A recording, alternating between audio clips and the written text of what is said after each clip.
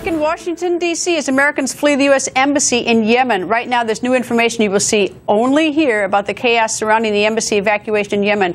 Was classified information exposed? Fox News Chief Intelligence Correspondent Catherine Herridge joins us. Catherine. Well, thank you, Greta. We were able to review internal State Department emails. They were unclassified emails, and they showed that the ambassador on the ground, also a senior executive here in Washington, Patrick Kennedy, who oversees the embassies worldwide, they were so concerned that this evacuation plan might go south that they left open a communication system, kind of like a lifeline, so if the ambassador and the staff had to return to the embassy, they had an effective way to communicate. But what we heard consistently from diplomatic sources is that when you evacuate and bug out, you get out and shut down everything. I guess that they feared that they'd be in bigger trouble if they had to go back in, though. I mean, in hindsight, they should have shut down everything. But in some ways, I could see if they thought the evacuation was going, that they might have to go back in. Well, if you take the State Department at their word publicly, they say this was a plan that they had been working on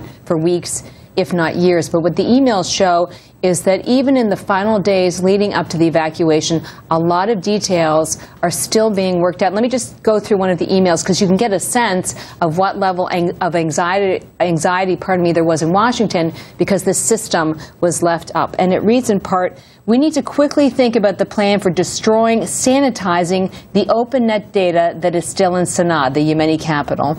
I'm a little worried that it's still out there. And the reason that matters is that it's unclassified material, but it's like a roadmap to who was at the embassy, security procedures, and the day-to-day operations and how it works. And they had to destroy this data remotely from Washington over several days. They had to erase it. That's not a great position to be in, and it certainly doesn't speak to the kind of planning we were told publicly was going on for that."